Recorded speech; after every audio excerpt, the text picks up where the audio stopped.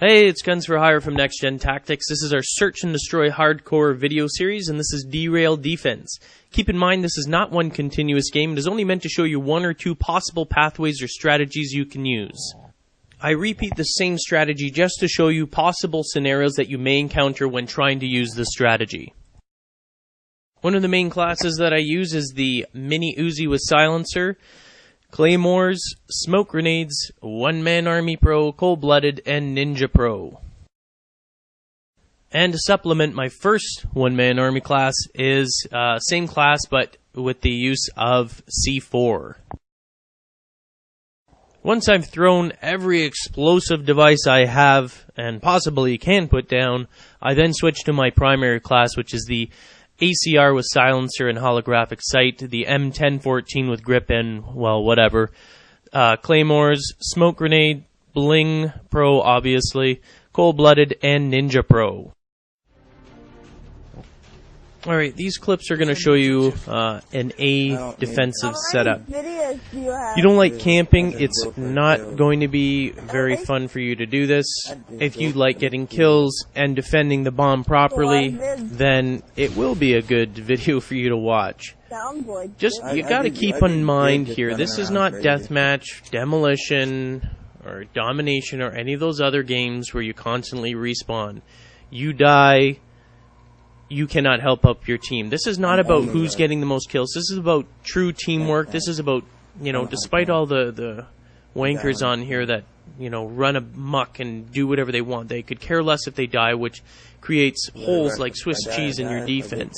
So all the defensive stuff that I do here, and this one here, which is sort of hiding in the building, and you'll notice it's very similar to offense, is set up in such a way that I assume people are going to die, because people are just out to get kills rather than defend. They have to come to you. On defense, it's not offense where you have to actually move the bomb forward. This is where the other team has to push it forward to you. So why go hunting them when they're going to have to bring it to you?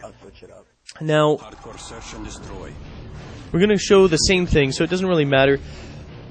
But basically, I use One-Man Army a lot to sort of cover both sides. And you notice I'm putting C4 down on one bomb, and then I'm going to return to the other bomb. A lot of times I'll throw smoke in the middle to sort of act as a shield or a distraction, and then I'll go the other way. I'll set up whatever I have to on one side, because quite frankly, in a public game, if you're not playing with a clan, you know, everyone's running around like bloody idiots, and they're not, you know, thinking at all. They just want to run amok. And I recently had a comment too that I'm too technical on playing the game. Well, you know what? I'm about winning a game. I'm not about running around and look how fast I am. You know what? I'm not near as fast as some of the younger gamers out there. I can never go 1v1 with anyone. I have to be, I treat it like a chess game. And so everything I do here, setting up claymores in the back, I'm close enough to A, that I can hear if someone's approaching, if they planted it, and if they do plant it without me knowing, I can easily whip around that corner super, super fast and drop the person.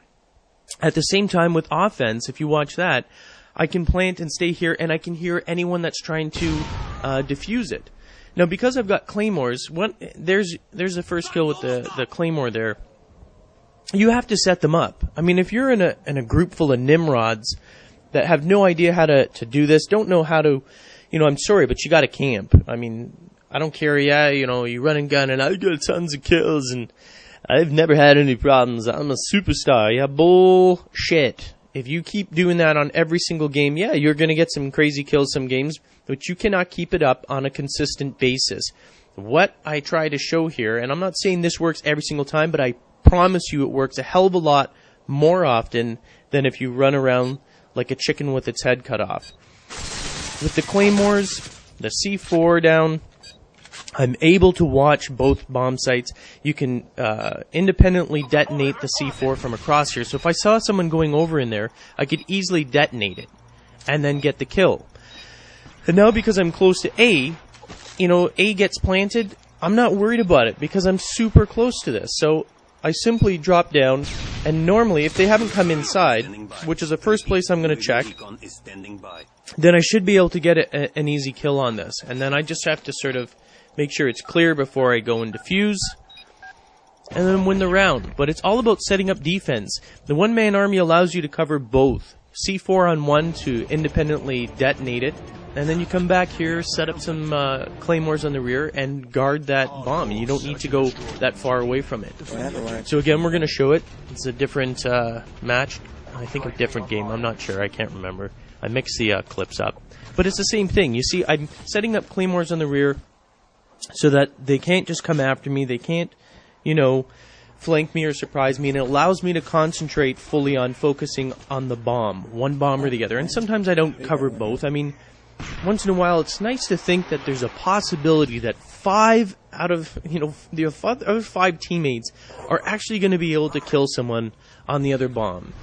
It doesn't always happen because, as everyone knows, you can get stuck with a bunch of Nimrods that just have no clue. And maybe it's not your fault because you don't play a lot. But that's the whole point of the videos. Learn to play this game properly. People rant and rave about camping. I say those people have no goddamn clue how to play this game. I promise you that. I don't care. This is not deathmatch. It is a completely different type of game.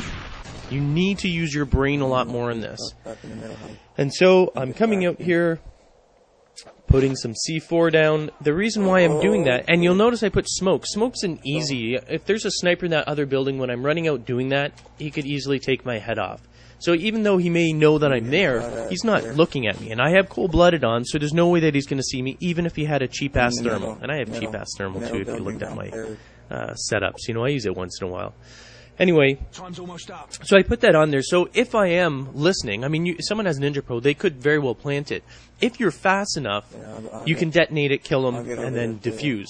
The other thing is, while I'm up here watching, I'm able to prevent them from getting there. It allows me to sort of independently watch it. So if I'm distracted temporarily, and I have to go over B for whatever reason, or I think I need to, I'm still sort of somewhat guarding A by putting the C4 on, because I can remotely detonate it. So you'll notice I'm going in here, and believe me, I do not use this every single time on defense. This is just showing you one possible setup that I use, and these are from multiple games. You don't want to use it every single time, especially if you get kill cam. It's not going to work. Anyway, thanks for watching. Hope you enjoyed it. For more strategies and tactics on Modern Warfare 2, stay tuned to Machinima Respawn or visit NextGenTactics.com.